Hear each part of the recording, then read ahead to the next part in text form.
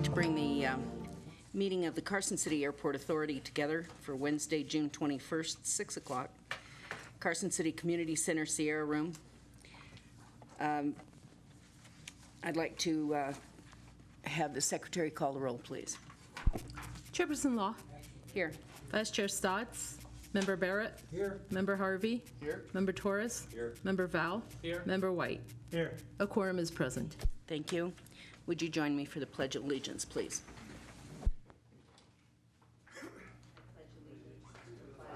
Of the United States of America, and to the republic for which it stands, one nation, under God, indivisible, with liberty and justice for all. Thank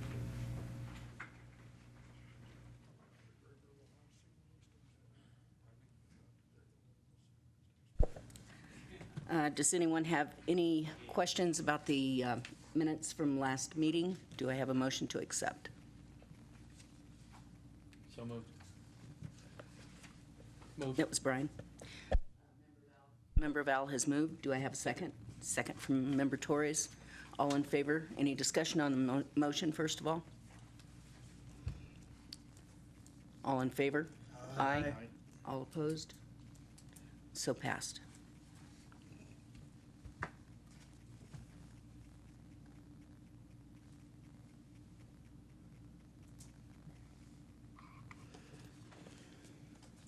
Modification of the agenda. The chairman reserves the right to modify the agenda in order to most effectively process the agenda items. Items may be taken out of order. Items may be combined for consideration by the authority. Items may be pulled or removed from the agenda at any time. Public comment. Members of the public who wish to address the airport authority may speak on agendized and non-agendized matters related to the airport. Comments are limited to 3 minutes per person or topic. If your item requires extended discussion, please request the chairman to calendar the matter for the future airport authority meeting. Is there any public comment at this time? Hearing none, we will move forward to the public hearing items on item F1 for possible action, election of officers, chairman, vice chair, and secretary treasurer per NRS 844, section 6. At this point in time, I would like to open the nominations for chairman.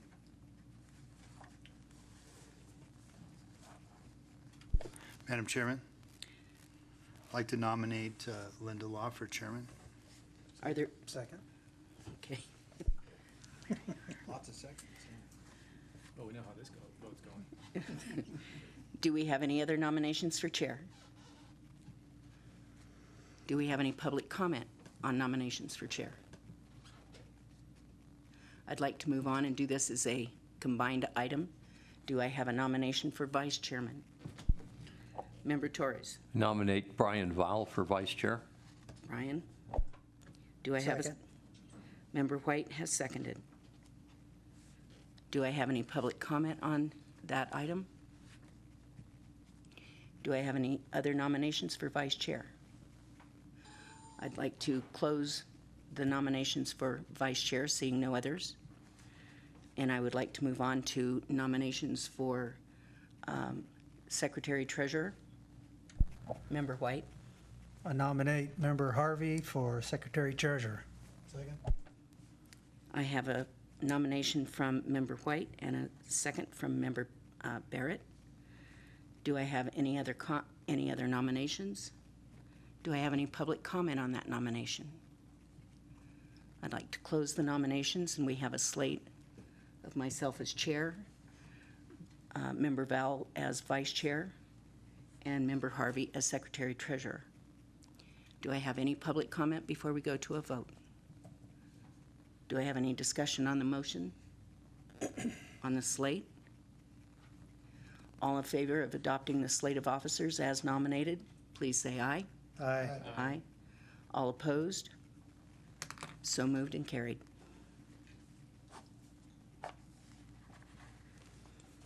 Item number F2 for possible action to approve the request by Nevada Department of Transportation NDOT to operate unmanned aerial vehicles, aka unmanned aircraft systems or drones under 55 pounds, within 5 miles of the Carson City Airport in furtherance of NDOT business.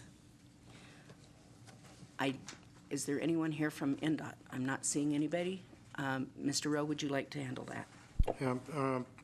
Ms. Adams was not able to attend, but NDOT has required drones to be used for the purposes related to their operations, surveying, aerial photography, things like that's related to their properties. NRS 493-109 prohibits operations of an unmanned aerial vehicle within 5 miles of the airport unless the operator obtains consent of the airport authority. This has been done in the past with the city, Public Works, the fire department, and other entities. And so the NDOT is requesting the same consideration.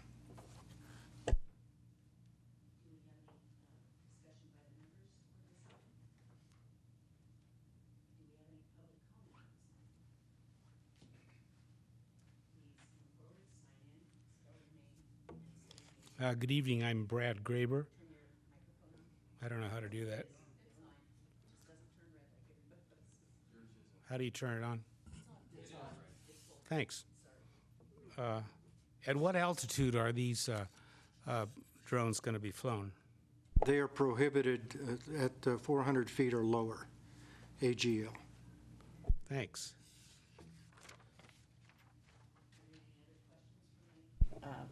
From the public or public comment on this item? I have a question. Member Val. Do we know, did they mention what they're going to be doing with it, why they need permission? As I said, they're going to be using it for their operations over their properties, highways, whatever NDOT is in charge of. Some aerial surveillance, I assume, photography, and whatever else they need it for. Just to clarify, they also, if they're going to fly within 5 miles of the airport, they will have to notify me of when and where. Okay, so that was going to be my question, if we expect any conflicts with the airport, traffic patterns, or anything like that? No. Okay. Any further questions? Yeah, Member Barrett. is it usual that somebody doesn't show up for, I mean, this is something I think they should show up for and answer any questions we might have. Not that I think it's, I mean, is it routine to do it this way? A few months ago, I believe it was a realtor had submitted a request for the same, and they didn't show. The airport authority did approve that use, and I notified the realtor of the restrictions the next day. He didn't know the restrictions before he saw it? No, my restrictions. Oh, I don't want him to fly unless I know about it. And whether, But I mean, he didn't know that that was the case before he applied? yeah, I just reiterated that. Oh, okay. If I remember correctly, he had provided us copies of his license and his procedures and all that sort of thing, as had the NDOT. News people, too. Yes, correct. So this is basically the same kind of service, same kind of activities that we approved before. Yeah. I felt the same way about the news organization. It was television, as I recall. I think they should show, but that's up to you, you know. Council, take us, do you have any input on that? No, it's up to you guys how you want to proceed. Do we want to table it until they show up? No, I believe last time I abstained. I'll probably do the same thing this time. I just think it's poor form to have one government agency request something and then just assume we're going to grant it. Any further comments on that item? Any other public comment on that item? Hearing none, I would entertain a motion. And the motion can be either to go forward with it or to table it. I have no preference. I move that we move forward and approve their request. There doesn't look anything in here that looks like it would conflict with what we're doing, so I don't see why we shouldn't approve it. Second. Motion by Member Val and seconded by Member Harvey. Any discussion on the motion?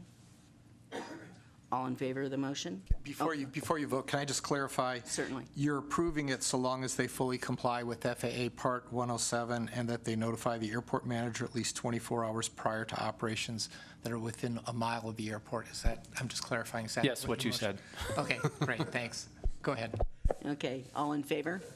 Aye. All opposed? I'll abstain. Member Barrett abstains. Motion carries. Thank you.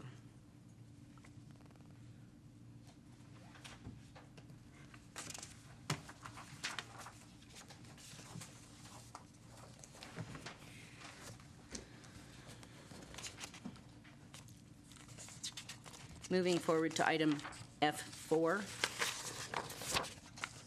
for possible action regarding the request. Wait a minute. Yeah. Sorry. Approval for possible I went to the dentist today and my brain still isn't working, so I apologize to you folks. Item F3, for possible action, approval of a proposal to lease the west wing of the terminal building to Carson Aviation Adventures for its flight school and determination of a monthly rental rate. Madam Mr. Chair, Val? Yes. could we have it for the record that Vice Chair Val is recusing himself? Yes. Yes, and I've stepped down from the You the podium. need to make that declaration publicly. Okay. Yes, disclosure.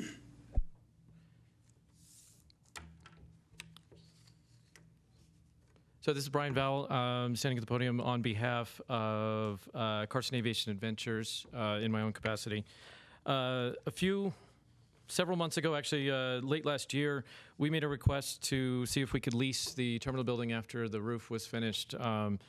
We have as a flight school, we have agreements with several other flight schools, and we have an immediate need for additional area to do private briefings. We have an agreement that's been on hold with a major airline pending us having some space to do those private briefings. The current space that we have is inadequate for that. We're going to continue leasing our current space. We're not giving anything up. We just need to expand in some additional space. The area in the west end of the terminal building that was previously a kitchen and a prep area works, in our minds, works perfect for that. So this lease agreement that we submitted, this draft agreement, basically covers all of those issues on that. So the question came to, what are we going to do with it? That's the reason we need the space. Secondly, what are we going to pay for it? Reviewing the airport budget and seeing that there's quite a bit of expenses for things like phone and internet. There were discussions that I've had with Manager Rowe regarding getting better, faster internet service available for not just the offices for the airport administration, but also for the public that might be using the transit area within the terminal. So we have a very high-speed connection that we've already expended money to buy equipment to bring that connection into the terminal building and provide internet service and phone service in lieu of actual cash on a monthly basis for leasing the space. Also, recently, Reno Flying Service in Reno has just shut down their training services. So there no longer is a written testing center in the Reno, Carson, Tahoe area. We've applied to PSI and CATS. Those are the two companies that are under contract with the FAA to provide written testing. They have reviewed our application and they're requesting us to show them private areas where the actual test can be conducted under surveillance and high-speed internet available, bathrooms available, ADA accessible. The west end of the building for us meets all those needs, so we would also like to kind of do double duty. As well as doing private briefing areas, we'd like to open up a testing center there so that members of the public that need to get written testing completed through CATS and through PSI can come by and test there. Now, the CATS and PSI stuff is not all 100% FAA related, so there are professional programs with like Microsoft and Cisco where people need to come in and get tested for those materials, and this would be done in the same area. So what we'd like to do with the space is to do that. We'd like to have one of the rooms on the west side set up as a classroom and one of the rooms set up as an area where we have partitions for individual people that are either taking tests or debriefing after and before flights so that we can meet the requirements of what that airline is looking for, as well as meet the requirements for the public for both Washoe, Carson, Lyon, as well as Truckee and Tahoe. The nearest testing center right now, if you were training to be a pilot and you wanted to get your private license and you need to go take the written test, the nearest one is in Auburn. The next nearest one is the other side of Sacramento. So it's kind of a burden right now that folks have to drive for a couple hours just to go take a written test. Literally, it takes longer to drive down there and back than it does to do the test. So we'd like to be able to do that here in Carson and drive a lot of those folks in to see us. In regards to the terms of the agreement, we originally asked for a 10-year term. Mr. Takis said that the NRS doesn't allow that, so now I think we've adjusted it to, is it 3 years plus 1-in-1 renewal possibility? It's 3 plus 2. It's effectively 5 years. 3 plus 2 to make it effectively 5 years. And then at the end of the 5 years, you can reapproach the authority. Okay. So we have taken the amount of capital expenditures that we're going to have to do to get the infrastructure in place to provide the internet services and the phone services, and we've amortized those over 5 years. The number that we came out with exceeds what the lease value of that property would have been, and that was just based on a quick check of what we're paying for rent at our current location and a discussion with Manager Rowe. The amount of square footage I think came to, was it 300 something feet? Somewhere around there. 576. 576. Okay, so the 576 feet at like a 20 or 30 cent per foot rate actually comes out to less than the amount of what we're actually going to be spending and supplying in terms of in-kind services. So there was also an issue, I think there was a question. We had asked for exclusivity. The latest draft has that stricken. Our exclusivity request was not necessarily that nobody else at the airport can do flight training. It was just it was our strong preference that other people not do flight training in the area where we would be doing flight training, because otherwise we're literally subsidizing the facility for our competition to use it. So we'd asked for that. I don't know if we can even do that. Is that what the recommendation was not? Yeah, the exclusivity, I think, would violate the FAA assurances that say Okay. we can't do exclusive leases. But we've gone, I think, as far as we can go in that regard by giving you a right of first refusal Okay. for releasing or leasing any of the other areas Okay. in the building. So the other ask, the right of first refusal, is now Section 27. Long term, we have plans to do a charter service in and out of Carson, and we would like to use the terminal building for doing that charter service. So the request for the right of first refusal is that when such time comes along that we have the airplane available and we have the charter certificate from the FAA and we're up and running and ready to go, we would like to go in and request that we lease the remainder of the terminal building that's available, which would be the main area inside the round rotunda area, on a non-exclusive basis. So basically, we would like to be able to go in there, clean it up, make it meet our branding guidelines, kind of modernize it, new paint, new flooring, whatever it takes to make it fit with what we've currently done in our existing space in the flight school, and then run the charter operation out of there, pick up, drop off passengers and cargo as needed. The long-term goal is an on-demand charter, and this is discussions that we've had with the local FAA office. They actually were the ones that had the idea and made the suggestion to us that we're halfway there. As a 141 school, we have a lot of procedures and operations manuals that are already in place. So a lot of the legwork that would be required to get a certificate to do charter services is already done. And in their minds, they made the suggestion and said, you should do this. And I said, that's a great idea. I'll get right on that next year. So that's what the ask is in terms of why we're asking for right of first refusal.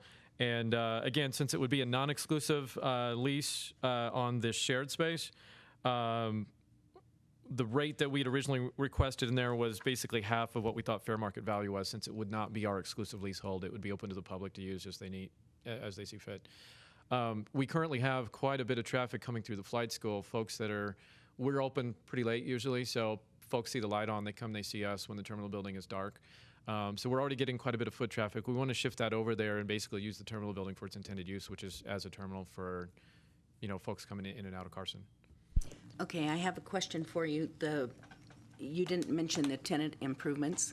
Tenant improvements, yes. So as part of, from the original discussion that I had with Manager Rowe, it was basically, we agreed that we would do the tenant improvements on the space. So the space, for those who have not seen it, is still as it was left when the restaurant pulled out. So there's still tile on the floor in the kitchen area. There are gas, there's sewer, there's water, stuff that's just capped up. So we would be responsible for ripping that out, rehabbing it, and taking it to an office standard away from the current industrial kitchen that it looks like right now. So I'm assuming that in the future, I'll be standing up here requesting permission to pull permits and stuff like that to move those gas and water lines and all that, and make it an actual compatible use for what we need.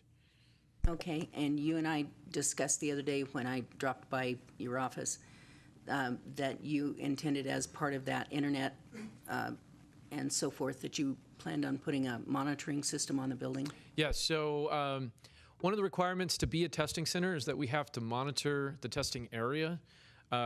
We currently in the flight school have 24/7 video and audio surveillance inside there for very much the same reason. Folks come into our facility and they do practical tests with FAA examiners and with designated pilot examiners. So we don't record the actual sessions that are going on when they're doing that, but we do have kind of an open door policy with folks coming and going, taking keys to the airplanes and stuff like that. So we record the activities in our front room. Once we get a high-speed network connection into the terminal building, we would also extend that camera coverage inside the building as well. And for us, it's partly a liability issue, in case somebody slips and falls, we want to see what happened. And secondarily, we have the largest rental fleet in the area. We've got 6 airplanes with 2 more on the way soon. And one of those cameras is currently facing the ramp so that we can see at night if there's any activity going on the ramp, and we would do that for the terminal building if that was requested. We definitely want to do it on the inside because we have a legal requirement to do so if we do the testing center, but externally it should be super easy for us to add another camera and point out on the ramp. The cameras that we currently have infrared capability, so once the light level drops below a certain point, they flip to black and white, but they see everything in the dark. So anybody that comes or goes in and out of our facility is recorded 24 hours a day. Are there any questions, Mr. Bowell? Are there any questions from the public on Mr. Bowell? No. All right. Thank you very much. Appreciate it. I still haven't heard the recusal statement. Do we still need that? Yeah, let me just enter it for the record because it's Mr. Vowell's first time through the drill, but what he would ordinarily say is he would acknowledge on this item that he is the owner of the Carson City, Carson Aviation Ventures, which is the applicant in this case, and therefore has a conflict of interest in acting on it on behalf of the airport authority. Thus, he's abstaining and stepping down here to present the item. And if he had just said that before, then we'd be all set. And Yes, what you said again. okay, sounds good. Thank you. All right. Since Mr. Val will not return to the dais until this is moved upon, if we have no further comments from the public or comments or discussion from the members, I would entertain a motion on this item.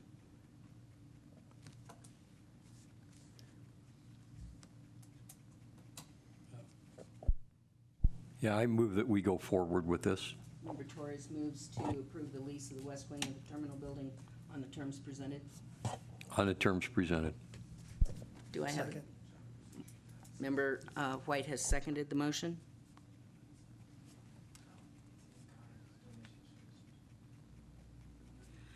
All right. Any further discussion on the motion? None heard. All in favor of the motion, say aye. Aye. Aye. All opposed, nay. None heard. 1 abstention. Motion passes. Thank you.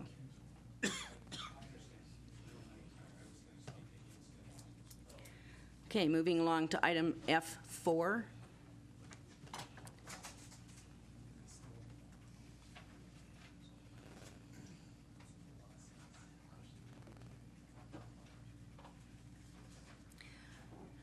Now that Member Val has resumed his position at the dais.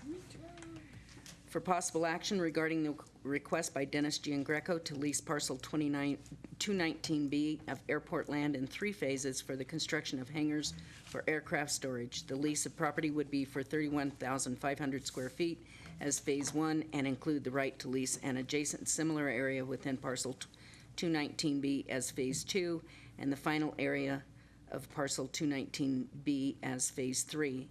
determine proposed use, modified lease staging, and proceed with appraisal and recovery of the cost of the appraisal.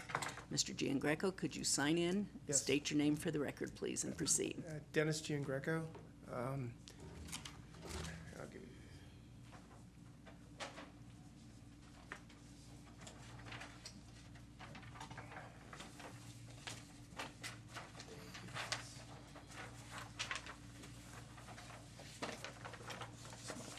Thank you, dear. So here's the original. Okay.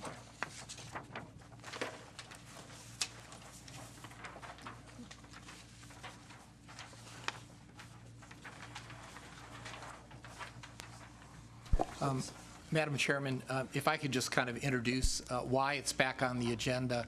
You already approved going forward with leasing out this parcel. However, when it was presented to you before, it was presented to you as leasing it as one piece. I had subsequently had, and Mr. Giangreco was ready to advance the funds, or maybe he already has, for the appraisal. And that's when he approached me and said, oh, his intention was to do it in, basically lease it in 3 pieces.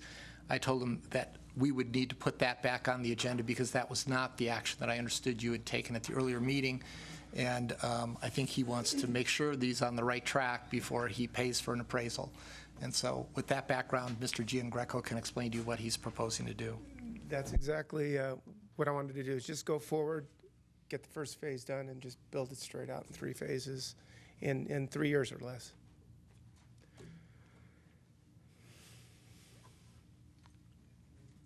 Let me add one thing to that. I explained to Mr. Giangreco, if the idea is to just lease one section and not mention anything about the other 2/3 of the parcel, we could do it on that basis if you chose to do so, but then we would have to go through the whole same process again for each of the others. If it's his intention to lease the first section with the plan on leasing the second and third section, then we would need to get some kind of compensation for the option that we'd be providing him to lease those additional provisions. And that's a number that's hopefully will also fall out of the appraisal, so that when you get to the next stage, after we get the appraisal back and you get to the stage of putting this out for public bid, you have adequate information to determine what those amounts, minimum amounts would be. And so I think, I don't know what else. I'm favorable with that. I add a percentage for the other 2 parcels while I'm building the first. I have no problem with that. And that would be dependent upon the rates that are shown in the appraisal. Correct. Okay. Maybe say to hold the other 2 phases, let's say, at a 30% or 40% of what the total would be. Some rate, yeah. We can come up with a rate. That's fine. He wouldn't pay the entire amount to hold it as an option. You would pay some lower amount for the option Just portion. hold it as I'm building it up. Yeah. Yes. I'm okay with that. Any questions of Mr. Giangreco? I do. Member White? So on the map that you just gave us, Yes. You have 2 places that are marked Phase 1. There's a Phase 2 and a Phase 3, and then there's a handwritten Phase 1. Where's your actual Phase 1? How are you going to proceed? Right where the handwritten Phase 1 is, that's where the Phase 1 is going to be, 31,000 square feet from right there. Okay, so that's going to take in the Corsair? I'm going to put it up against the Corsair and go east. It'll be 6 hangars, 50 feet of the taxi lane hooked up to the Corsair taxi lane, and then 50 feet on the other side of it will be the Phase 1. That's the 31,000 square feet total. So you won't be going into this Thunderbolt Phase 2 area at all? There's nothing there. This is just this is the original drawing that was proposed in '04. But my question is, you won't be in that Thunderbolt area in Phase 1? I will be, yes. It's going to be 180 feet by 175. So from the end of the Corsair, it's going to be 180 feet east. Okay.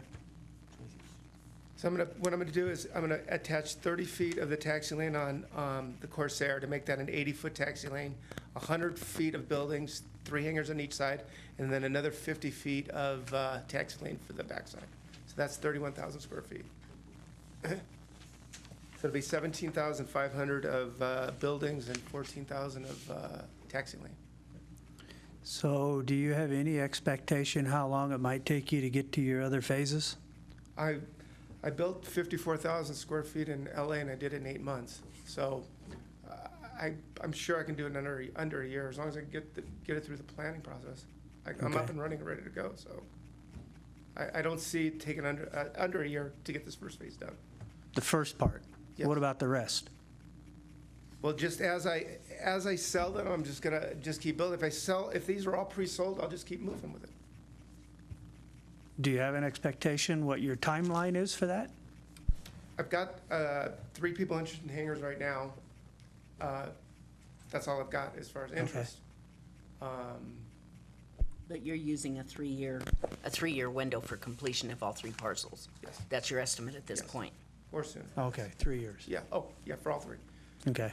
So are these parcels broken up No. in a manner that we can lease one section and not the others and put the others on hold? Can we legally, if this 29A is all one parcel, can we just lease off a piece of that and wait for later to do the rest of that same piece? Yeah, it's a really good question. And ideally, you would break it, you would do record of survey and break it into Right. 3 pieces. But if the way it's going to be offered is with options on the other pieces, then that portion could be dealt with at the termination. So if Mr. Giangreco only built out 1 phase and said, that's as far as I can go, presumably we would use some of the option money we were paid to pay for the record of survey to reestablish the remaining piece. Why wouldn't Mr. Giangreco do that? I would do that. Why would we do that? Great, Mr. Giangreco will I'll do tell you, it, yeah. if I can't build this out and finish this whole project, whatever I haven't leased, I'll get it resurveyed and turn it back over to you guys. I have That no was the problem. discussion that you had with Okay. me when you Yeah, of called course, me? yeah. I Yes. don't have a problem with that. That would be my understanding, was that he would pay for the resurveying and providing the new parcel map for the remainder. Okay, thank you. I don't have any intention of resurveying it. Well, Unless, Right. the whole world falls apart, but. yes. And just so I can kind of throw this back to get what I understand is Mr. Giangreco's asking is, he wants some assurance from you that you will make it available on the basis that he's requesting. He's not asking you at this point, and nor can you at this point agree to issue the lease to him or anything else, because the first step is to get the appraisal. His lack of comfortability, as I understand it, is popping the money for the appraisal, not knowing whether this is something that you will offer when you put it out to lease. And when you do put it out to lease, you may want to put it out to lease on the basis that Mr. Giangreco is describing, which is phase in 3 phases with an immediate lease on the first phase and options on the other 2. Or if somebody wants to come in and lease the whole thing, you could still go forward with that. I'm not suggesting that other people are going to be out there leasing. I have no idea. But you wouldn't be restricted against doing that as well. Member Val? If this is a parcel 219A, how do we lease 219A, but only part of it without subdividing it at the beginning? When he gets his lease, wouldn't it be for the entire parcel? Well, it kind of will be for the entire parcel. However, he'll only be paying an option payment for the other 2 sections. And if he doesn't exercise that option, then at that point, we would break off those pieces. I mean, our hope and expectation, and as Mr. Giangreco's explained it to me, is to build out the whole thing. And so if that's really what we expect to have happen, you have to question whether it makes sense to go ahead and break into each piece right now. Now, well, in a perfect world, that if it didn't cost any money, I would say break it into pieces right now, but that'll cost money. Well, what if, just hypothetically, what if something goes south and he doesn't want to give up 219A and he's got the entire right entitled to 219A? How do we break it up afterwards? Wouldn't that require lease modification with his lease? My understanding is that when you get to the step where you put this out to bid, you will describe those lease terms. And what you will do is say that the bidder may bid on phase 1 presently with construction to be completed in 12 months, and therefore and pay an option on phase 2 and 3. And if they don't complete the construction, or if they decide to terminate it, at that point, the successful bidder would have to pay the costs of doing the record of survey and splitting the lot. And I think I would build some flexibility into that, like I said before. So his lease would describe his phase one as like a certain number of feet of 219A, not the entirety of 219A? Correct. Okay. Any other questions? And I'm just saying, this is what I understand here. This is what I understood the proposal to be. If you guys have different ideas, this is a great time to discuss them with Mr. Giangreco. Member Torres. Mr. Giangreco, in your first phase, it shows 31,500 square feet. And you mentioned how much of this was hangar? 17,500. 17. And how many hangars is that? 6 hangars. 6 hangars. Thank you. Sure.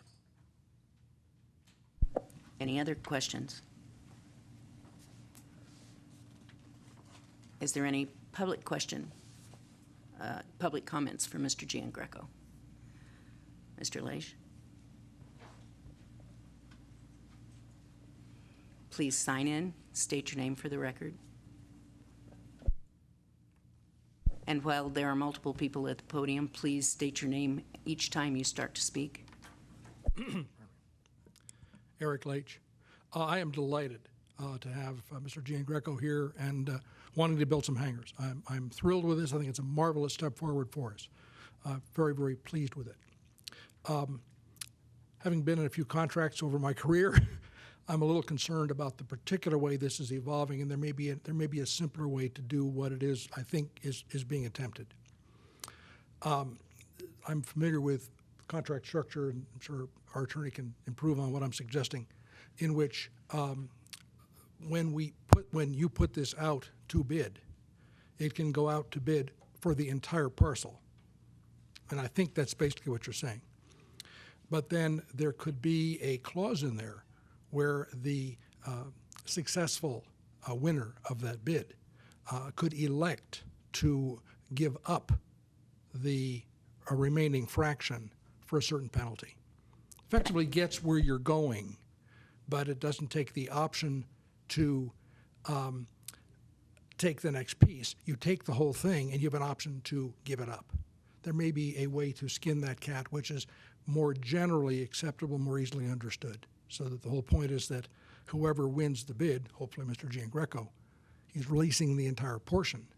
And the small incremental cost to be paying for phases 2 and 3 are minor compared to the entire cost to building out another 20,000 or so square feet of hangars. Thank you. I think that's basically where we were headed. Any other discussion or questions from the members? Mr. Takis? Any other comments from the public? Thank you very much. There being no further public comment or questions from the authority members, I would entertain a motion.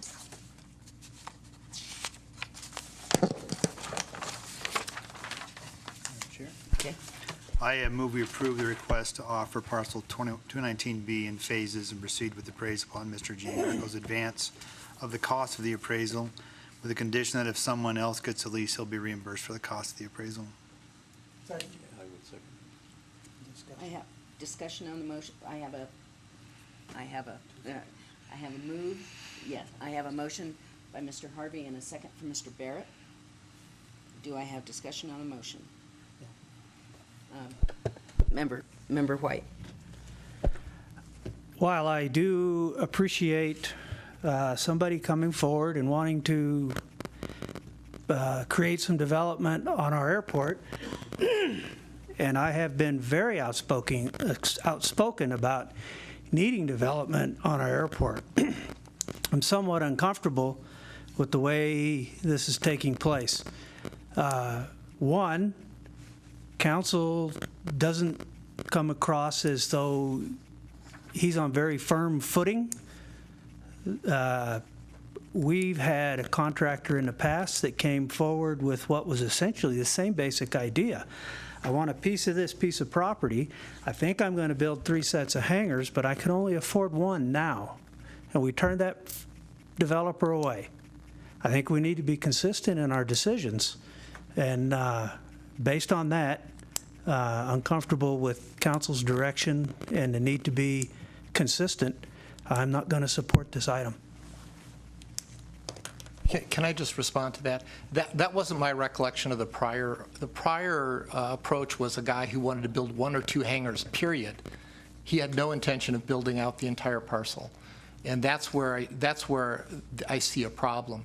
Because if you start down the road of 1 or 2 hangars apiece, that's a completely different model. And you have the prerogative to make that decision to do it, but in looking at other airports that take that approach, it ends up being an airport with a much larger staff, like the Minden Airport or Stead, places like that.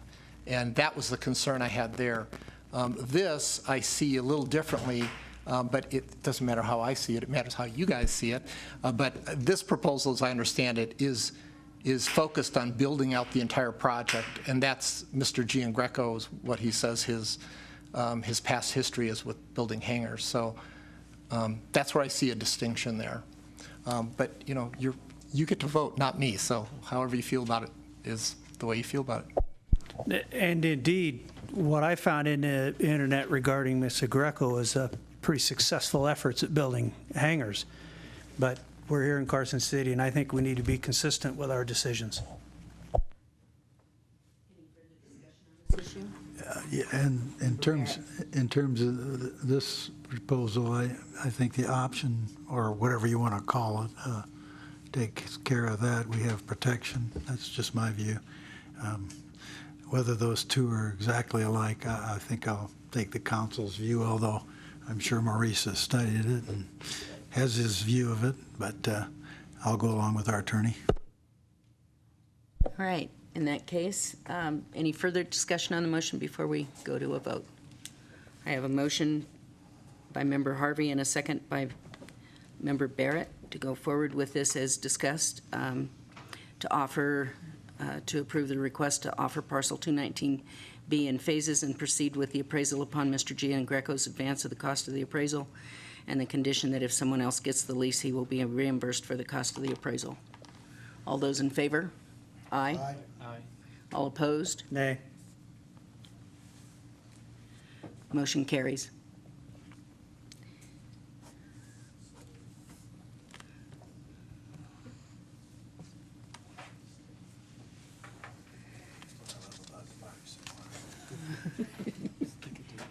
Okay, moving on to item F5 for possible action, discussion to consider a hangar monitoring program to ensure compliance with Carson City Municipal Code Title 19 and the FAA hangar use policy. And this, Mr. Rowe, do you have comments on this, please?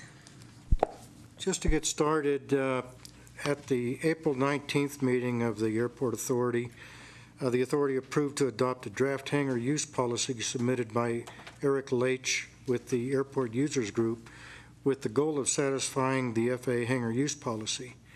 And it was adopted by the authority for further action down the road. Now, last month, we, Linda Law, or Chairman Law, and myself, we had a meeting with the city manager and the fire department, city building department, and the tax assessor set in. And the city manager, Nick Morano, expressed a desire to work toward some sort of policy that we could work together on and get ironed out. The brunt of this item here is to move forward with the policy in order to either establish a working group to come up with a policy and work with the city in order to put something together that the authority can get behind, the city can get behind, and that will satisfy Title 19 and the FAA hangar use policy. Thank you. My input on this item is that I would prefer if we went forward with developing the aeronautical use policy first and foremost, with what we've gone forward with, and then to add a separate policy with the city to go forward with whatever works for them to do, whatever inspections they deem necessary upon report of an infraction of some sort. So that's my feeling. and I'd like to open it up to discussion specifically on the attachment that we had that is the storage hangar use policy, to see if there are any other changes or comments to be made on that policy to go forward in time to get it in effect before the FAA deadline. Mr. Takis? Did you want me to just run through the comments and changes from the last time you guys looked at this? That might be easiest. In the red line version, we've added language that incorporate comments from the chairman, comments that we received from other people, some observations that I had for improvement, and we also incorporated some of the feedback we had gotten from the FAA in the process of the informal complaint that was filed. And so what we first did is if it's vacant, reserved, the hangar is vacant, reserved for aircraft domiciled at another airport, or for anticipated aircraft purchase, that's a legitimate use under the FAA hangar use policy. But we added anticipated aircraft purchase within a reasonable amount of time. Now, that may differ depending on the kind of airplane. If somebody's replacing a Cessna 150, that's going to be a shorter time than if someone's replacing a Citation jet, probably. But what we want to do is make sure we don't have like this kind of loophole in here where someone just says, oh, well, I'm going to buy something, and therefore I can continue using it without any aircraft in it. And so we wanted to close that off. The next one, we had other aeronautical activity. And after talking to Mr. Leach, I thought this was a pretty good thing to include because it leaves it open in case we have to make a close call on what something is or is not aeronautical activity. The FAA's reaction is, wait, that's our decision to make, not yours. Well, I think it's going to end up being both of our decisions to make. And so I added language saying, as long as it doesn't conflict with the FAA policy, because we don't want to adopt something that's in conflict with the FAA. And then you can skip through to the third page, and we picked a time period for the hangar projects to put together the information to provide to us so that we can see they're in compliance. It's really the first step, and it may end up being the last step of a process if we're satisfied with the information that we get. And so we put in 60 days after approval of this policy. My anticipation is once you approve this policy or whatever version you approve, we would take it to the Board of Supervisors so it could be incorporated into Title 19 because that's where it should be. And then once the Board of Supervisors approves it, then the hangar owners would have 60 days to provide us that first download of information, which includes such things as what aircraft are in their hangar and numbers, owners, lessees, occupants to the extent it's different than the tenant. And then we added language that they provided to us for the retention and distribution, not just to the airport manager, but to you guys, because we think it's very important that each of you know what's going on in the airport and with this information, particularly since this issue has been repeatedly brought to our attention by the FAA and others. We added occupant, lessee, or owner of hangars because we don't know who's the person who's the responsible person with an aircraft in it. It might be the lessee under the lease, the person that we, the airport authority, have leased to. It might be somebody they've sublet to or some other occupant of the hangar. And so we want to make sure we capture the necessary information on the aircraft that's in the hangar. And so we've included all three of those saying, okay, whichever one of you is the responsible party needs to provide us with the information. Ultimately, the tenant that we have on our lease has got to collect it all and get it to us because that's who we have the lease arrangement with. And then it used to say if the airport manager disputes a lessee's claim of aeronautical use, the lessee may appeal the dispute to the entire authority. And what we added is if the airport manager or an authority member disputes the use, that way we've got like a check on the fact that if one of the authority members sees something that they think should have not been allowed to use, we've got a mechanism for you to simply say, hey, look, I looked at it, I disagreed with the airport manager on this, and then it comes back in front of you, and as a group, you'll make that decision. And then we've got some clarification language that the airport manager acts at the direction and under the authority of the airport authority. And we put in some language that that you're allowed all enforcement actions, including but not limited to increase in rents or eviction of the subtenant hangar occupant. We have a lease with the hangar owners, and the lease says if you don't comply with the lease, one of the remedies is we can terminate your lease.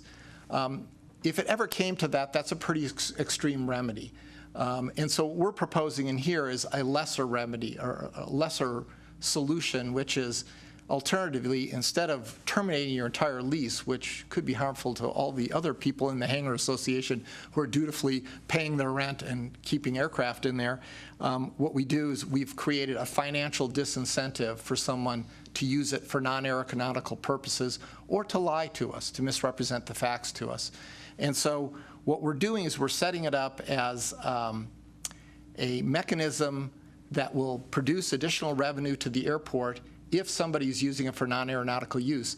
And it's not just set just at the rate that mini storages would be other places, which is the minimum amount it could be. Instead, we've somewhat arbitrarily at this point picked the number of $1,000 a month per hangar, because we're not in the business of renting mini storages. Moving it to the rate of mini storage is essentially saying that we're indifferent as to whether it's used as a mini storage or a hangar for aircraft, just pay the right rate. Well, that's not really the philosophy of the airport, and that really isn't the spirit of the FAA's hangar use policy.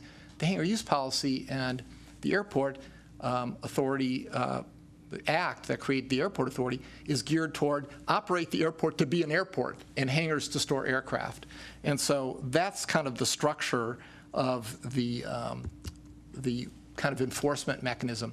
In one version, I had called it a penalty, and the FAA didn't like the use of the word penalty because they'd like to think more on an economic basis, and so I took that penalty language out. And but I will be the first to admit to you, I would think that $1,000 a month should be a financial disincentive. Somebody who really doesn't want to have aircraft and store aircraft in their hangar, they want to do something else in their hangar, that should be a good signal to them that maybe you should go do it someplace where that kind of activity is more appropriate, not on the airport.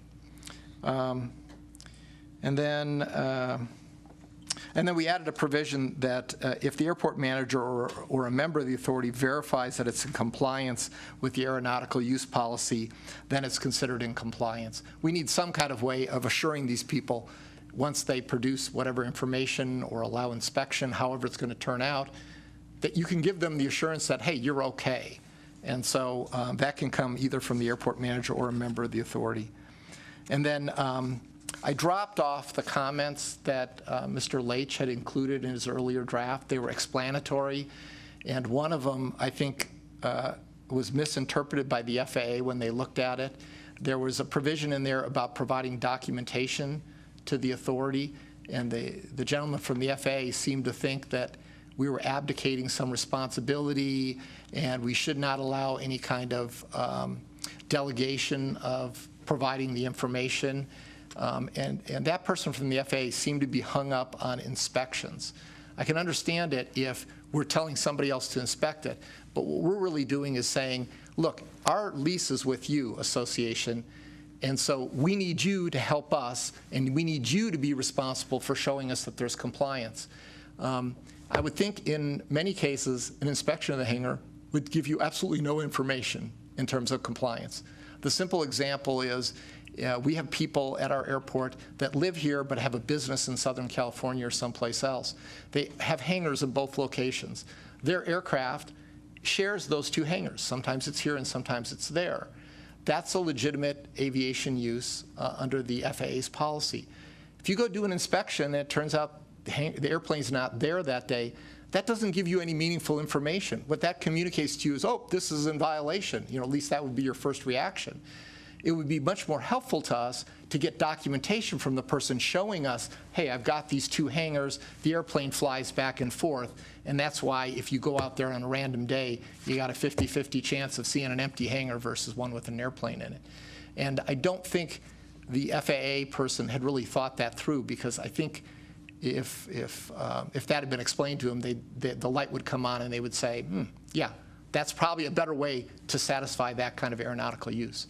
There's a couple of other things in that were in the FAA's response that I didn't include in here, in part because I'm not really sure where they're coming from. For example, there were these random comments about the airplane needs to be airworthy. Well, are we really going to go out and determine airworthiness of an airplane? I don't think so. Airworthiness of an airplane in the first instance is determined by the FAA with an FAA certificate, in which you have to carry in your airplane at all time, your airworthiness certificate.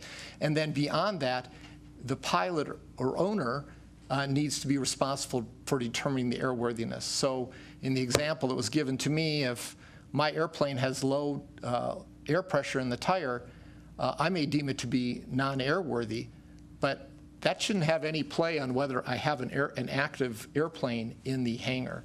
And so the airworthiness thing, I think someone just got a little too excited and started throwing around FAA terms that I don't think are really correctly applicable. I think the concept that they're trying to get across is that the airplanes in it are operational or under construction or under repair, because the FAA has specifically said if you're building an airplane, that's okay. That's now considered an aeronautical use. And certainly, we all have to repair our airplanes from time to time. That should not be a reason why we get kicked out of our hangar or have to pay greater rent. And so that's what the policy does. I kind of like it because, of course, I spent a lot of time with it and a lot of time with Mr. Leach. And so I deserve some credit for something. No, he's a very bright guy and very diligent in this. But that's what the new policy does. And of course, I'm happy to answer any questions you have, and I know Mr. Leach would as well. Thank you, Mr. Takis. Any questions from the members? Any discussion on Member Val? The folks that you're talking with at the FAA, are these attorneys, or are they just people that are really trying to influence the policy? I actually haven't been talking to them. There's a guy named Armstrong who writes letters to us in relation to the complaint that was filed against us. But it's kind of odd because his letters say, but if you have any questions, don't contact me, contact a guy named Tony Garcia. I did email him at one point when he first notified us there was a complaint filed against us, and I sent him an email asking for a copy of the complaint, and was told, well, we don't really have a written complaint. We just have somebody who's called a whole lot, and one of the superiors said, look into this, and that's what prompted the first letter. So I haven't had any real communications. I don't think Mr. Armstrong's an attorney, but I don't know. It doesn't appear on his signature block as anything, and I'm guessing that if he was an attorney, he probably put Esquire on it. Well, the reason I ask is I'm just wondering how much weight their opinion carries in terms of how much influence does that organization have on our policy that we're setting? Well, it's kind of, they don't, legally and directly they don't, but the important process that we have involves working with the FAA because the FAA gives us the majority of the funding that we get through our FAA AIP grants. And if they come to the conclusion that we're not complying with FAA requirements, they can also say, hey, from now on, you don't get any grants. One of the assurances that we get, that we give them each time we sign a grant, is that we will comply with the FAA rules, guidelines, policies, et cetera. Here, I think they're just splitting some hairs. It may be that they're thinking, because early on it sure sounded like they were thinking about a different airport model, an airport model where the airport owns the hangars. And when you read the airport use policy, it's pretty clear a whole bunch of those provisions are written that way, and you have to scratch your head to say, well, how would that even apply to us? And there are other provisions in the airport policy that we can't legally do, which would be for us to manage the rental rates of hangars. I mean, our model is we allow a developer to build an entire development. We allow condo ownership, which is somewhat popular, particularly in the western United States.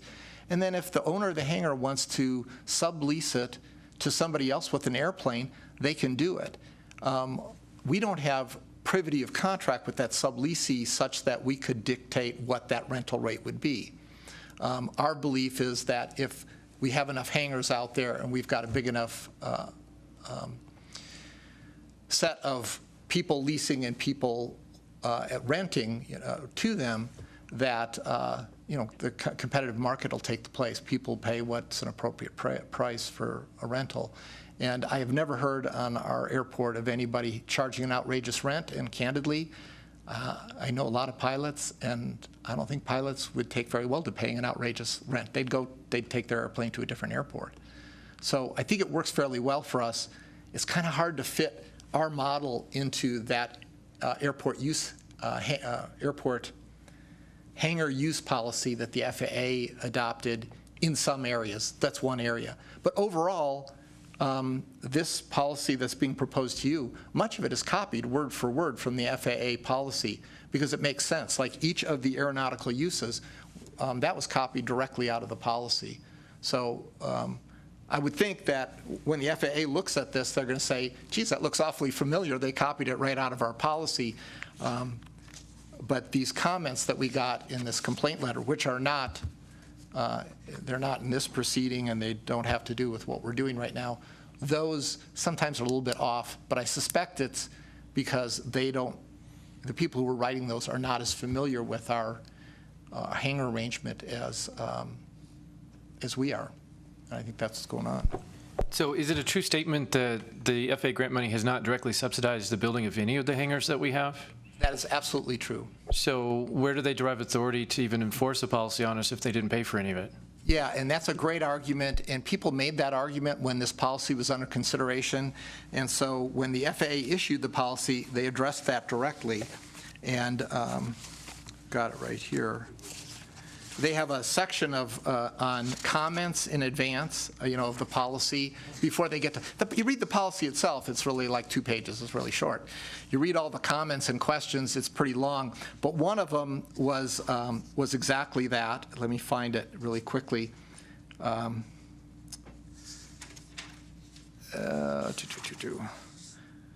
Yeah. Well, one of them was more broadly. Why don't you just defer to local government and leave all regulation of hangar use to the airport operator? And they essentially said, hey, we're the ones who give out the money so that we can have a uniform system of aviation across the country. There's got to be some give and take here, and we think it makes more sense for us to do it. And they also have some federal law that gives them the basis for doing that. And they also say, however, their final policy was revised in response to those comments. So they're basically saying they moved in that direction, in the direction toward more local control.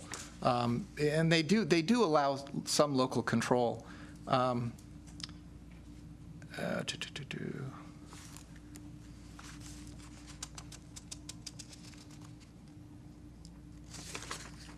Okay, I'm sorry, I cannot find the question and answer. But that issue was brought up, and what the FAA essentially said is the FAA grant process requires everybody to comply with the FAA regulations. They want uniform regulations, so they're going to apply it to everyone, even if they are not airport-owned hangars.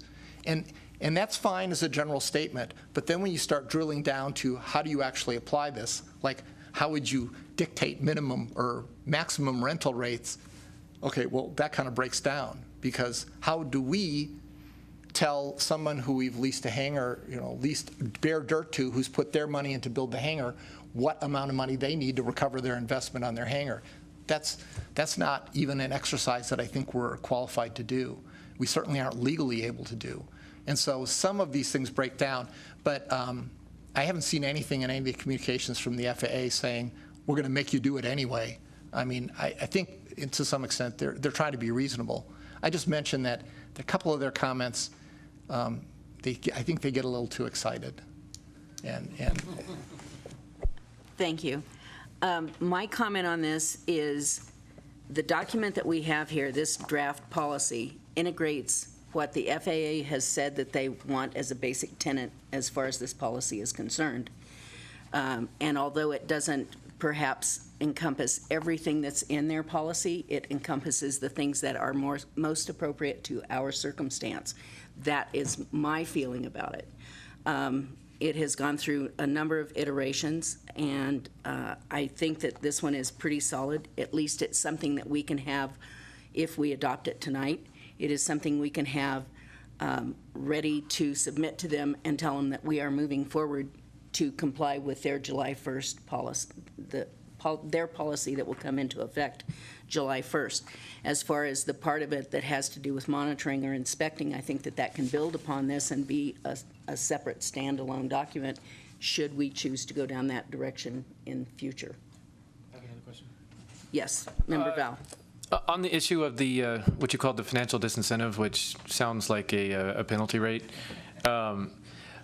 let's say we go down that road and somebody actually gets assessed a penalty rate because they can afford it and they just don't care, the rules don't apply to them. Where does that put us in terms of a legal footing with the FAA? Is the FAA still going to breathe down our throats because we're allowing this activity to continue because we're getting paid for it? No, actually, the FAA's, well, we would do two things. One is we would notify the FAA that we have a non-aeronautical use and ask them to note that, to approve that use or let us show it on our ALP, our airport layout plan. But their rules say if you allow non-aeronautical use, the rate must be at least the rate that would be charged for that kind of use of property. So by us putting it at that number, which I think is comfortably above, I don't think anybody could come back and argue, oh, that's still below the rate that somebody would charge for mini storage. I think that we're safe there. So it's a one-way thing, I think. So does that mean that we're okay to continue with that non-aeronautical use if we notify them and we charge that rate? I believe so. That's how I understand the policy works. The way they described it, they were thinking more along the lines of an airport has a section of the airport that they've decided, look, we can't use that for aeronautical use. Either there aren't enough people out there who want to use it, or there's something about it. Designate that area in your airport for non-aeronautical use, and then we will look at that and approve that. And they've done that for some airports, including one airport in Nevada. And Mike Williams, the director of the Airports District Office in Phoenix, which is the office that we work through, told me which airport it is, and for the life of me, I can't remember. He told me at the Nevada Airports Association. But that does happen. I think it's somewhat unlikely, though, that someone's going to want to pay an extra $1,000. But I mean, we'll have to look at that and see. I mean, if we thought that $1,000 wasn't enough in terms of charging for comparable use outside the airport for non-aeronautical use, then we'd have to adjust that. And by the way, as long as I got the mic here, I don't know why. Of course, when I stopped talking before, I immediately saw the question that you had asked. It was comment number 2. Commenters, including AOPA, stated that the FAA lacks authority to regulate the use of privately owned hangars, which was essentially the point that you were asking. They responded to talk about the National Aviation Network and how things need to be uniform. But the last sentence is, an airport sponsor may choose to apply different rules to hangars owned by the sponsor than it does to privately constructed hangars, but the obligations of the sponsor grant assurances, and therefore the basic policies on aeronautical use stated in this notice will apply to both. And so they are giving us some flexibility, or they're acknowledging there should be some flexibility for privately owned hangars. But the bottom line is, what is the use of the hangar? And their major thrust of this policy is it needs to be aeronautical, and they define what that is. And for most of us, that means there's an active airplane in the hangar, which is also what Title 19 requires, which is that all hangars have active airplanes in them. Now, we know there's going to be hangars that don't have any. If there's a hangar out there that's out for rent and it doesn't have a tenant, it's going to be empty. It's not going to have anything in it. And the FAA understands that. But what they're trying to avoid are situations where people are using hangars for non-aeronautical purposes, which are preventing people who have airplanes who need a hangar to put their airplane in. And that's really the thrust. Sorry, I talked too much. Mr. Leish, do you have a comment or question? Please identify Eric yourself. Leach. This has been a moving target, so it's very possible that I've missed a step. But it seems to me that in regard to your question about what happens if somebody simply wants to go ahead and pay the elevated rate of $1,000, I believe, unless it's changed, that the authority still retains the option to terminate the lease. I mean, I believe that all of the, again, is that still? That's correct. I mean, the leases say they're for aeronautical use, so you could still say, hey, wait a second, that's not going to be okay. And so our option is we're going to give you notice that we're going to terminate. And all of our leases have a provision saying if we give you a notice to terminate, you have a certain period of time to cure that. And that would give the association time to work with the recalcitrant hangar owner to figure out what they're going to do. So then, again, what I'm trying to clarify is that what I believe was the intent here is that all of the rights that the authority has always had are in this policy. What's been added is an additional tool that the authority has the option of doing something less than evicting. They have the option of the raise the rate, but they haven't given up any other rights that they would have as a landlord. That's the way I understand it as well. One more question. Do we have a list or any complaints from folks in the past that have said that they couldn't get a hangar because too many of our hangars have this problem? Is this a solution to a problem that we actually have or we don't? The only complaints I've had are verbal complaints and nothing substantiated. But was it ever in the context of, I have an airplane and I don't have anywhere to put it because all these other hangars are full? Oh, yeah. I've got a waiting list personally in the office of 4 people who are looking for hangar space. Okay, let me be clear on that, though. I'm not aware of any of those people. They say, hey, I've got an airplane, I need hangar space. I haven't heard any of those people say, and I can't get it because you're allowing a non-aeronautical use. That part of it I have not heard before. We have had one person who keeps complaining that we're allowing non-aeronautical use, but every time he identifies hangars or other stuff, we find that it's simply not true. Okay, that was my specific question, because I'm wondering if this whole policy is a solution to a problem that we don't have. I mean, I get that the FAA has the entire country to deal with, and I know there are places like St. Carlos and Van Nuys and all that where it's like 3 and 4 years long to get a hangar because they just don't have enough. But is that actually the problem that we have here? And are we really just kind of beating a dead horse on a problem that we don't have? It may be the latter. It may be that we're beating a dead horse. But when the FAA land use auditor, Mr. Robert Y. Lee, came out and did his inspection, one of the things he heard from our person who was complaining. And I think his thinking is the best way to deal with a complaint, even an elusive one where it throws hangar numbers out there and other stuff, then we go check it out and it's not true. The easiest way to deal with that is to have a policy in place so you know what's not going on. Member White. So, Steve, I'm looking at your council's brief rather than the clean version. And on paragraph 2G, where you're talking about it's an approved or an acceptable use, if you're anticipating the purchase of an airplane within a reasonable amount of time, do you have a sense what is a reasonable amount of time? I think it's going to depend on the circumstances of the aircraft. So, for example, if you had somebody who collected a particular kind of airplane and had a history of owning that kind of airplane, if it's an airplane that's not very easily found, example might be one of the Grumman models, Grumman Widgeon.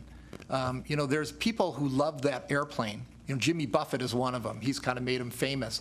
And if that's what you're replacing your Widgeon with, another Widgeon, it's probably going to take you longer to find that because there's such a small supply than if you're replacing it with a Cessna 150, which every airport that I've ever been to has had bunches of Cessna 150s on hand. So it's going to depend, I think.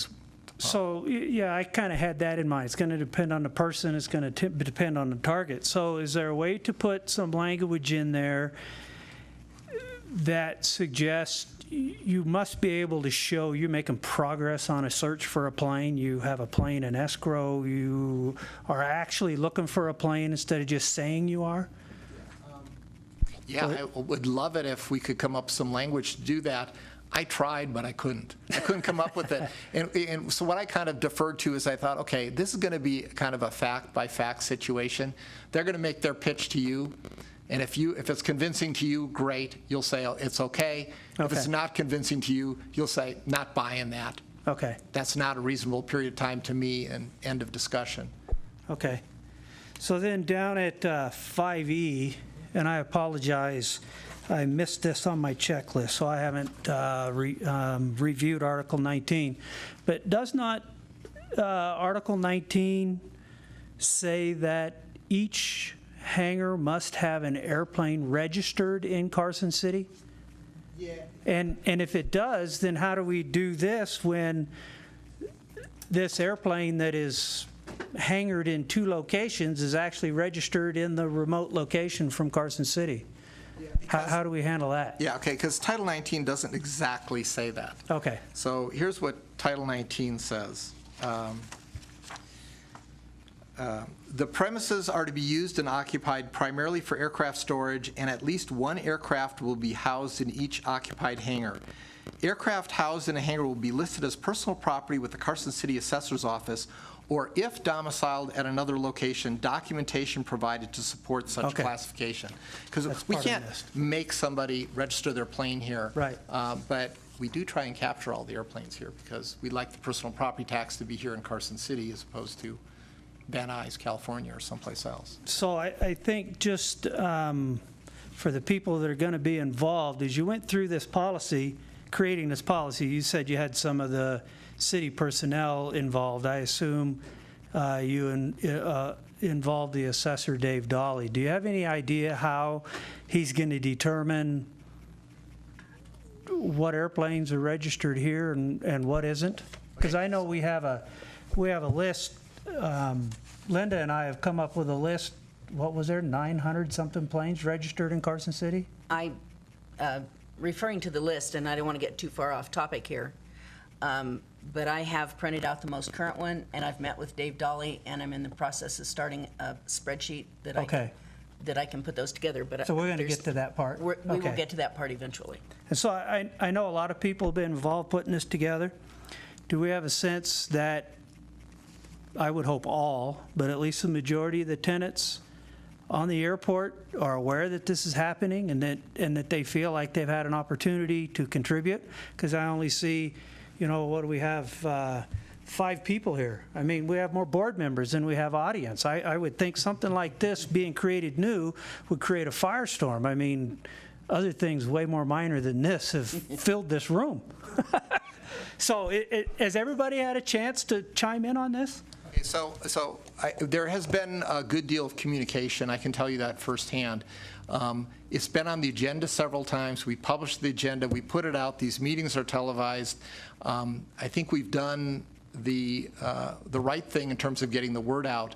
And I hate to speak to the ratings of this program, but this tonight is a pretty good audience for this program. But there may be a lot of people that watch us every month on the TV too. But I think the word has gotten out. I've certainly heard a lot of reaction each time it's on the agenda. Okay. And so people who seem to be interested are making their voices known. Okay. And then you mentioned working with the city departments. I just tell you personally, I was not at the meeting that Mr. Rowe referred to about talking to the city departments. I have not talked to Dave Dolly about that issue or to Nick Morano, the city manager, about doing some kind of cooperative inspections. But I truly believe that the chairman has said it right, which is we need to develop policy before anybody sits down and talks about bringing in city resources to do things that they probably have other things to do as well. And they probably don't want to do this, yeah. I can say that at that meeting, there was interest in doing some of that sort of thing. But I think that this policy is going to be the hanger upon which other things are placed. Right. And not that it's going to get, snowball into something that is huge and unwieldy, but I think that this is a beginning for us to show the FAA that we are trying to comply with what they want us to do and give us a place to start with some other items as well. Any other comments from members? Member Yes. Barrett. Thank you. I seem to recall at the beginning of this telling some people that my attitude was, and still is, because the federal government gives us 95% and assigns the FAA on our grants, and that's what that concrete out there represents, and that the FAA is the watchdog, for lack of a better term, that we have to do pretty much what the FAA wants us to do. At the same time, I said if they want inspections, they ought to come down here and inspect it themselves. But of course, that probably isn't going to fly. No pun intended. The truth of the matter is, though, that as the representative of the city on this board, and a liaison, I guess I'd say, that the city does own the land underneath, and so we have an interest in making sure that that 95% keeps coming. So I would say that in the future, if there's not adequate monitoring or inspection language in here, that perhaps there would be an overlaid effort. I haven't talked to the city manager or the other people you mentioned, but it seems to me we have to do that. I understand that most of the people who are watching out there and probably on television don't particularly want that to happen in any aggressive fashion, but nevertheless, we're going to protect that money that comes for the concrete. And that's all I have to say on it. I'm perfectly willing to pass this and go on working towards satisfying the FAA, although I don't much care for the fact that that we had a civil war and a couple of other things like an income tax that says those guys are the big guys and we're the small guys. It doesn't really impress me much. Any other comments? Member Torres. Member White mentioned how does the assessor know who has an airplane in the hangar? They send out annual letters to hangar owners asking what's in the hangar. Any further public comment before we move on this? Dr. Graber. Hi, Brad Graber again. And specifically in answer to Mr. White's question, the reason there are so few people here is that the vast majority of the hangars are in total compliance. That's why, you don't see that. We don't have a big problem at this airport. Mr. Takis correctly says that the FAA did not speak to our model. Please remember that our airport is gifted land from John D. Winter's estate. Please remember that every single hangar has been built by entrepreneurs. Please know that those hangars on our airport represent somewhere in the neighborhood around $30 million. Please know that that $30 million results in a tax base that goes about 48% to the airport. I think the number is close, 52% to the schools. Please know that the FAA is really concerned that an airport does not keep people waiting for hangars.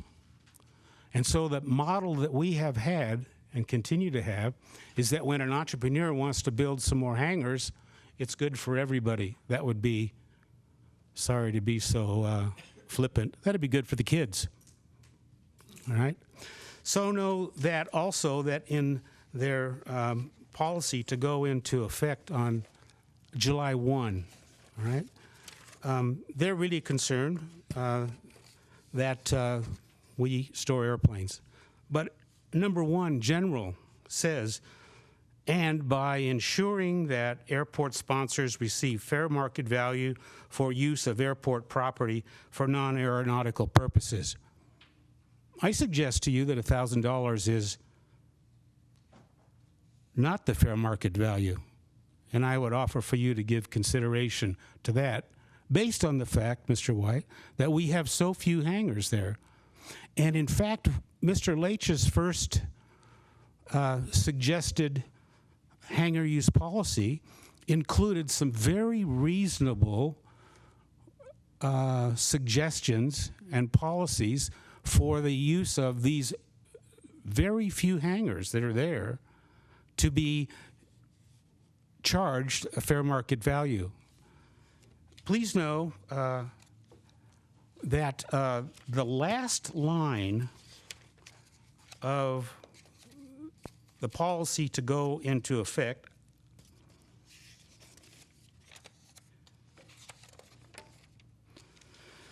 is, quote, "The FAA may disapprove an AIP grant for hangar construction if there are existing hangars at the airport being used for non-aeronautical purposes."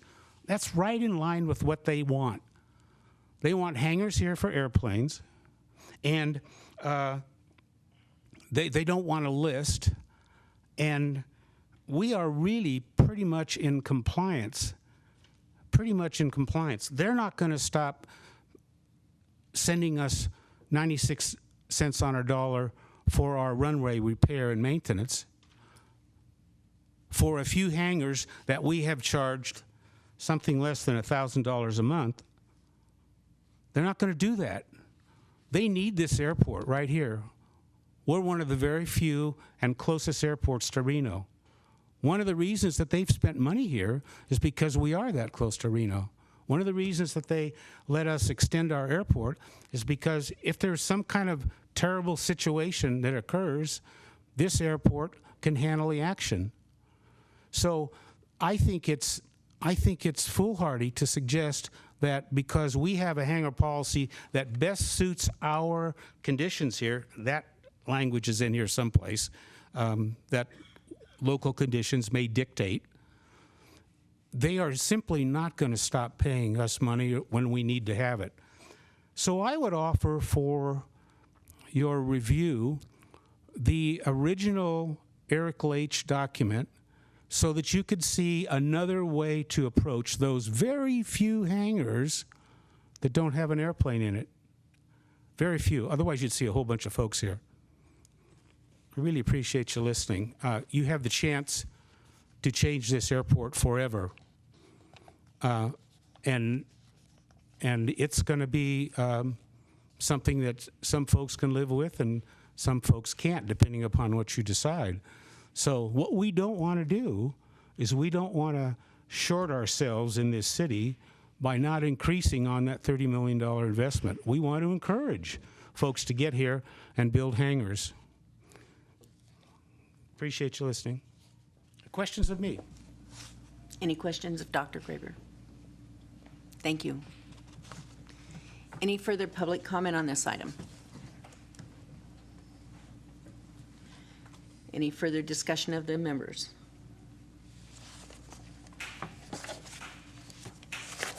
At this point, I would entertain a motion to approve the hangar use policy and direct staff to proceed with changes to Title 19 with the Board of Supervisors.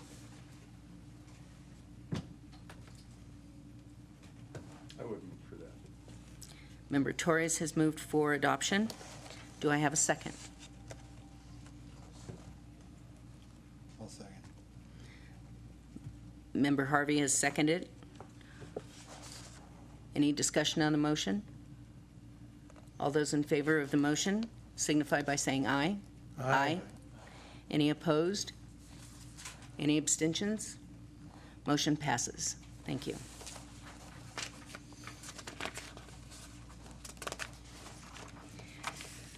Moving on to item number F6, for possible action to approve engagement of William Kimmel, MAI appraiser, to update the aircraft storage appraisal dated July 2016 per the request of George Byard for a lease extension of an aircraft storage only lease. Mr. Takis. Yes, this item follows on the other lease extensions that we did. We voted on here at the Airport Authority in December, this past December, and the Board of Supervisors approved it in early January. The process involves aircraft storage only hangars. It does not apply to full-service FBOs under the statute, but it allows the Airport Authority to extend leases based on a current appraisal. At the time, we had a current appraisal from Mr. Kimmel. I can't remember what it cost. It cost like $4,000, $4,500, something like that, dollars. In talking to Mr. Kimmel, when I was afraid that we wouldn't have time to act before the appraisal was 6 months old and therefore not considered current under the statute, he indicated that he could do an update to the appraisal for a very reduced fee, and I think he said $1,000, but it might be slightly more than that, but considerably less than the cost of an appraisal. When he did the first appraisal, we had him include most of the storage-only hangars on the airport, everyone who had indicated an interest in extending theirs. Mr. Byard's lease was included in that group. Mr. Byard had a bunch of family issues going on, and for him to be involved in that first bunch would have been unreasonable based on what he's told me. And as a result, he's now wanting to go forward. I told him, well, we got to have a current appraisal. He's agreed to advance the funds to update the appraisal. Whatever the appraisal comes in, that would be the new rate. Plus, if you recall, we didn't just move it to the appraised rate, we also charged an opportunity cost, a flat fee up front to be able to do it, because I think that's a reasonable thing for the airport to receive. And so he would also be subject to that. He would also be subject to the additional lease extension requirements that the Board of Supervisors asked us to put in, which involve a 10-year check on the fair market value, because we have a CPI index, but it may not match up to what really happens with property, the change in property values. And then it also has a provision saying that he has to make an ongoing investment in the hangars, and we average that over a 10-year period, and that was, I want to say, like 4 cents a square foot, averaged over 10 years. And then also there's a provision that needs to be added that says if the use of the hangar is ever changed by this authority to allow more than aircraft storage only, then the rent jumps to the full FBO appraised rate. And the last time we did that, I think the rate was like 36 cents. It's much considerably higher than aircraft storage only. And so what he's asking for is approval to proceed with the appraisal. He's going to advance the funds. I don't see any downside to this to the airport authority. You'll decide later whether you're going to actually grant the extension. Any questions of Mr. Takis? Any public comment or public questions on this item? There being none, I would entertain a motion to approve the request and authorize the appraisal update upon Mr. Baird advancing the appraisal fee to the airport authority. Member White has moved. I move to approve item F6 as presented. We have a second from Mr. Bell, from Member Bell. Any discussion on the motion? Any public comment on the motion? Hearing none, all in favor of the motion signify by saying aye. Aye. Aye. All those opposed, nay. None heard, motion carries.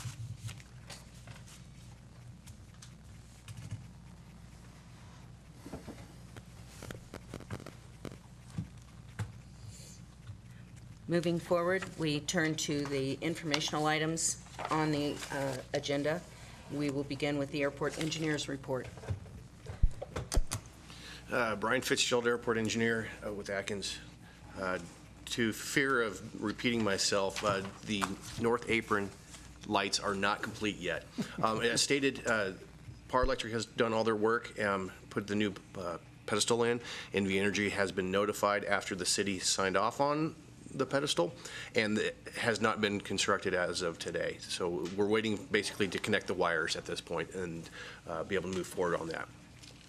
Once all that's done, we'll probably have about a month and a half of closeout documents, and then the project could be completely closed out probably within 2 months of, say, today. So with that, the project has actually been under budget. Unfortunately, it has extended the time because of our change orders that we had with the ceiling on the north apron there. But otherwise, I've heard lots of good comments about it, so I think we're moving forward with finally getting that project closed out. Also, the airport master plan. At the time of my writing on my memo, I had no new news. However, I have spoken with the FAA, and they are currently working on that grant. Believe it's going to be moving forward and being delivered to the airport within 2 weeks. So once that is been received and signed off, then we'll be able to move forward and start on the airport master plan. If I hear of anything different, I will alert the authority on that, but I do expect to see it sometime beginning of July. Any questions on that? I do have one question. When was the ceiling actually completed? When was it? It was performed on the 24th and 25th for the ceiling, and on the 26th, there was striping of May.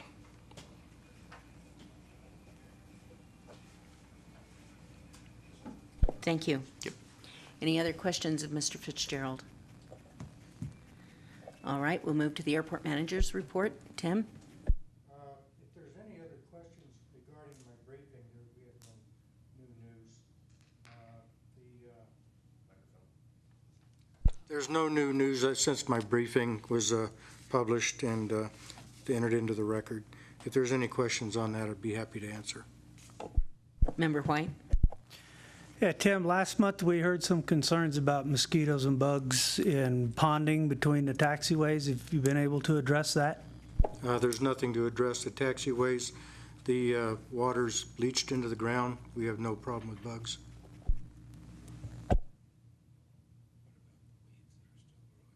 Any other questions of Mr. Rowe? We will move on. Chairman, I'd like to add, sorry, Brian sorry, Fitzgerald Brian. again. His first item was the aircraft incident that occurred last month. I just want to add that I looked at the damage to the runway itself, and there was no significant damage. It's mostly visual. So I don't believe there's going to be any problems in the near future or even long-term for the runway. Thank you very much. Yep. Member Val? In regards to that incident, it brought up a question that I had. Do we have a media access policy or something like that in regards to when those types of events occur? I know that there were a bunch of media people that were trying to gain access to the airport, and they didn't really have anybody to talk to or anything like that. Do we have something in writing that's in terms of, are they guaranteed access when something like that happens? No, they're not guaranteed access to the airport. They're not. There have been times in the past of an incident where they've caught me at the terminal, and as usual, I can't give any information because of the nature. The FAA has control of the accident or incident. I don't divulge who the pilot is or extent of any injuries or damage, that sort of thing. I just have to be very vague with them. Any other questions? We'll proceed to the legal counsel's report. Just real quickly, as Brian indicated, the FAA grant should be on its way soon. We got a call from Senator Cortez Masto's office telling us that. They always tell our U.S. Senate contingency before they tell anybody else, and so they're usually the first ones to call. The other thing to report is the Board of Supervisors has approved the changes to Title 19 for the updated through the fence fees, and so that's in place now. So whenever the next cycle comes up for charging those fees, the airport manager will utilize the new fees. The other news, Chairman Law, I'm sure you're familiar with both of these bills. SB 528 put in $100,000 per year into the governor's budget, or into the final approved budget, that goes to the Aviation Trust Fund. That's the fund that sits at NDOT and gets distributed to rural airports to be used as matching grants. We've gotten money out of that before. We're considered one of the rural airports, and so that's a good thing. The other bill that was approved was Senate Bill 64. The avgas tax used to go, well, the jet fuel tax came back to the airport where it was charged, but the avgas tax was going to fund the Civil Air Patrol. The FAA launched last year an effort across the country to say, hey, wait a second, guys, all aviation fuel tax has to come back to the airport where the fuel was sold. No ifs, ands, or buts. And when they looked at ours, they pointed out to us, hey, you got to fix that. We told them, hey, we got to fix the statute. This isn't something that the airport authority can just do. And Kurt Haukuhl from the Nevada Department of Transportation's aviation group pursued this legislation, which fixed it. So now those sales tax on avgas will come back to the airport. It's not a big number. It's a really small number. But more importantly, we're now in compliance with the federal law, which is very important to the FAA. That's all I have to report. Thank you. Any other questions of Mr. Takis? We'll move on to our treasurer's report. Mr. Harvey. Thank you, Madam Chair. The reports you have, and I noticed nothing unusual, but I do want to put something in the record that Mr. Takis had sent me copies to the chair and Tim, but that we do have rent from Shade Tree will jump to $2,500 a month beginning September 1st, 17. This is due to an extension we did back in 14, but it wasn't effective till August 20th. So that wasn't in our budget, we hadn't anticipated. I spoke with Beth Cohn, and it's not like a huge number, but it's a number we'll probably look at augmentation during the mid-year. So we already got the budget approved. We don't want to mess with that with the state. But to know that that's a little bit through there.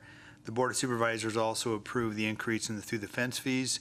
Affects 2 users, 2 companies this year, but they're pretty small impact. But all those little small impacts add up. So it's nice to those little pieces. So just an FYI that will augment the budget as we look down further in the year.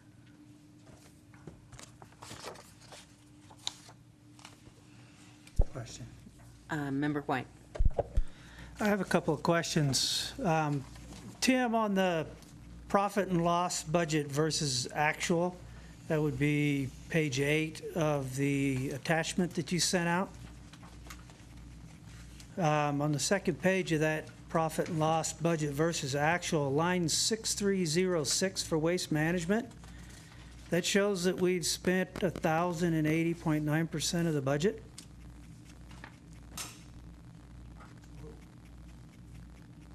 And then again, if you go down to line 6313, insurance, that shows that we have spent 1,359.9% of the budget. The budget number's going to be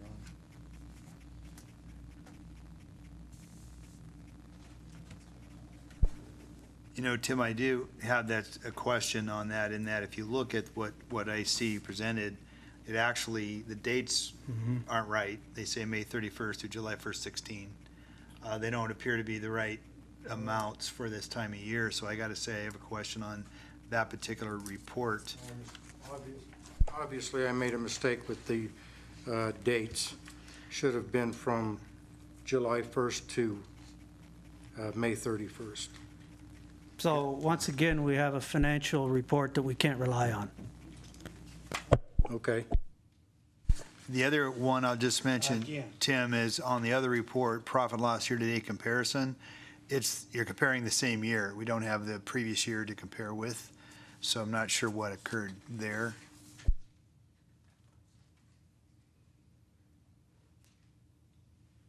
Again, I'll be careful next year or next time.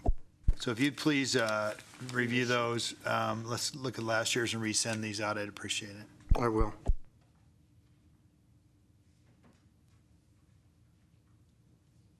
Any further questions on that item? All right. Are there any reports from the authority members? I just want to say right now to everyone, I apologize for my cell phone ringing. I don't usually leave it on during meetings, but I've been trying to connect with my daughter who lives far away. And so I told her I'd call her back, but I didn't want to turn it off this time because we've been working on this for 3 days. Thank you. Anything further from members? Anything more from any of our staff? Any further public comment? There being none, we are adjourned.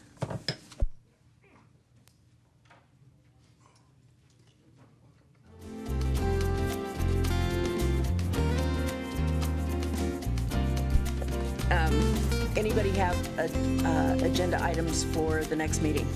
Sorry. If they do, please report them to Tim, and we'll get them on the agenda, or give them to Steve or I, and we'll take care of that. We are now adjourned.